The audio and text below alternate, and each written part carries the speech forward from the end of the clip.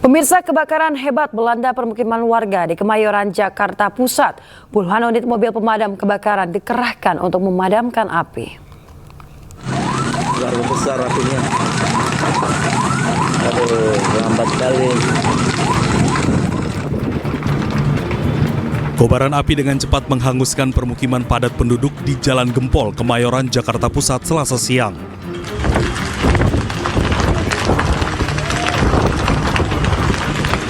Kencangnya tiupan angin serta banyaknya material bangunan serta isi rumah yang mudah terbakar membuat kobaran api cepat membesar. Sebanyak 16 unit mobil damkar dikerahkan ke lokasi guna mencegah kebakaran kian meluas.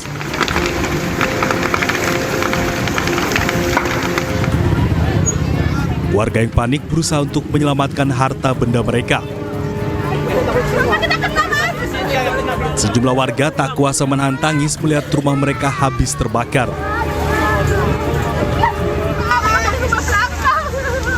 Tiba-tiba api gede. Dari listrik atau kompor apa, Bu?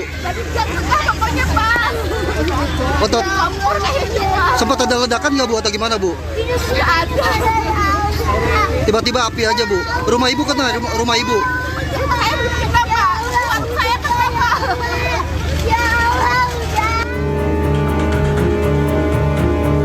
Tidak ada korban jiwa dalam peristiwa ini. Sementara belum diketahui penyebab pasti kebakaran, sedangkan kerugian ditaksir mencapai ratusan juta rupiah. Dari Jakarta, Rani Sanjaya, iNews melaporkan. Dan kami akan ajak Anda pemirsa untuk mengetahui informasi terkini terkait kebakaran permukiman di Kemayoran, Jakarta Pusat. Sudah ada rekan kami Amri Narida di sana.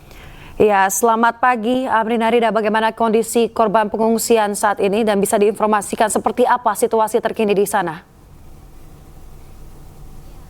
Selamat pagi Bayu dan juga Yasmin. Ini kami melaporkan langsung dari SDN Kebon 09 Kemayoran, Jakarta Pusat yang menjadi salah satu posko pengungsian bagi warga yang terdampak kebakaran tersebut. Sebenarnya secara keseluruhan terdapat 1.800 warga yang terdampak, namun untuk di posko SDN Kebon 09 ini hanya ada 420 warga saja yang mengungsi di sini, dikarenakan untuk ratusan warga lainnya ini mengungsi di dua tempat lain, yakni di Masjid Al-Ihsan RT 2 RW 5 dan juga di lapangan Yusuf Hamka.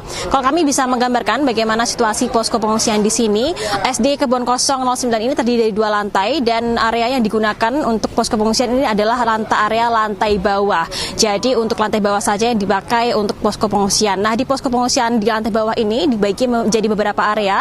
Di antaranya adalah area posko kesehatan, lalu ada 3 kelas dan juga 2 tenda yang didirikan untuk menjadi tempat bagi warga yang mengungsi ataupun juga beristirahat, dan juga ada 1 ruang kelas yang digunakan oleh warga ataupun juga oleh pihak BPBD dan juga Dinas Sosial untuk menampung sejumlah alat-alat ataupun juga barang-barang bantuan. Dan memang dikarenakan warga di sini sebagian besar mereka tidak dapat menyelamatkan harta benda, begitu sehingga untuk tempat pengungsian seperti tenda dan juga ruang kelas yang menjadi tempat mereka bernaung ataupun juga tempat tinggal dan juga beristirahat ini memang apa adanya.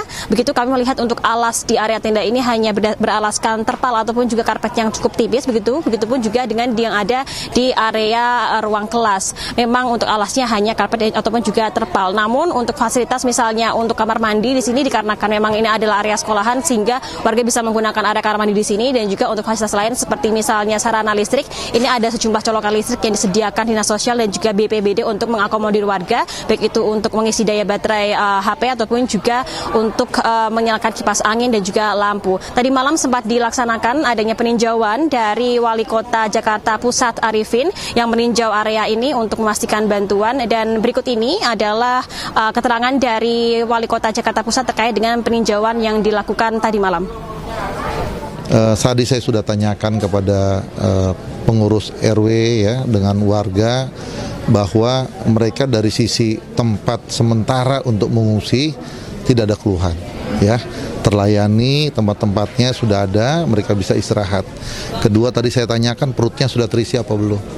Ya, tadi sore mereka sudah diberikan makan. Ya, tadi pagi untuk besok pagi Ya, saya sudah tanyakan juga dengan dinas sosial, insya Allah jam 6 sudah disiapkan untuk makan. Ya, insya Allah untuk makan mereka tidak akan ada yang terlantar gitu ya untuk makan.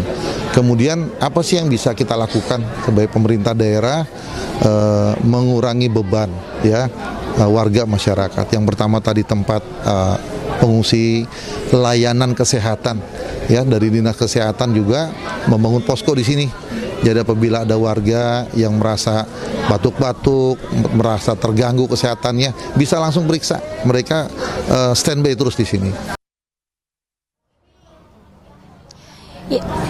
Ya, Bayu dan juga Yasmin, seperti yang disampaikan oleh Arifin, Wali Kota Jakarta Pusat, bahwa memang untuk sejumlah fasilitas sudah disediakan seperti posko kesehatan yang bisa dikunjungi oleh warga terdampak begitu untuk melakukan cek kesehatan secara 24 jam, dan juga untuk di area gudang ataupun juga ruang kelas yang dijadikan gudang penyimpanan bantuan-bantuan. Tadi malam kami sudah melihat sudah cukup banyak, ada ratusan dari family kit ataupun juga air mineral, makanan siap saji, selimut yang memang sudah terkumpul untuk nantinya dibagikan kepada warga terdampak. Dan untuk posko SDN Kebon 09 ini merupakan posko pengungsian pusat begitu, sehingga bagi warga ataupun juga pemirsa yang memang ingin melakukan donasi bisa saja langsung datang ke SDN Kebon 09 untuk nantinya bantuan tersebut akan diakomodir oleh BPBD ataupun juga dari dinas sosial untuk dibagikan ke 3 posko pengungsian yang telah disediakan. Kembali ke Anda, Bayu dan Yasmin.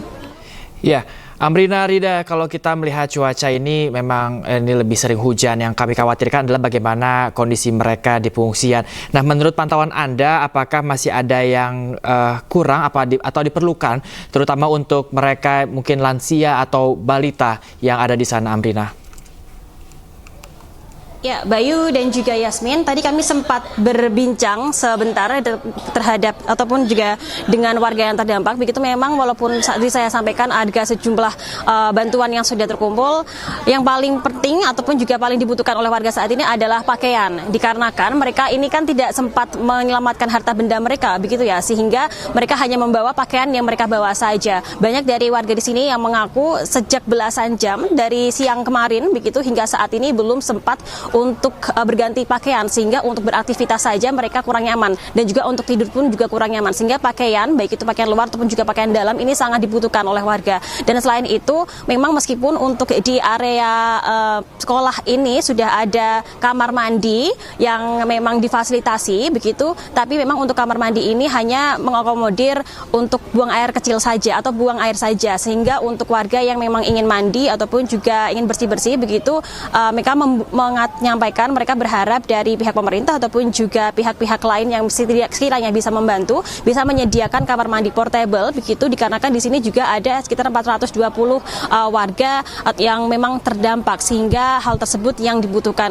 Juga bagi anak-anak, terutama anak-anak yang memang mereka masih sekolah, banyak dari mereka yang pada akhirnya pakaian sekolahnya ini tidak dapat diselamatkan begitu, sehingga mereka untuk beberapa hari ke depan mereka mengaku harus izin dikarenakan tidak ada pakaian sekolah dan juga untuk alat perlengkapan sekolah, sehingga untuk pakaian sekolah bagi anak-anak ini sangat dibutuhkan sekali. Jadi sekali lagi Bayu dan juga Yasmin dan juga pemirsa, apabila ingin memberikan donasi bisa langsung datang ke SDN Kebon 09 untuk nantinya akan diakomodir bantuan tersebut dan dibagikan kepada warga yang terdampak. Bayu dan Yasmin. Baik, terima kasih rekan Amrina Rida melaporkan langsung dari kawasan Kemayoran, Jakarta Pusat. Kita harapkan bersama-sama semoga kondisi sana segera kondusif kembali ya. Sekali lagi terima kasih banyak Amrina Rida. Sehat selalu.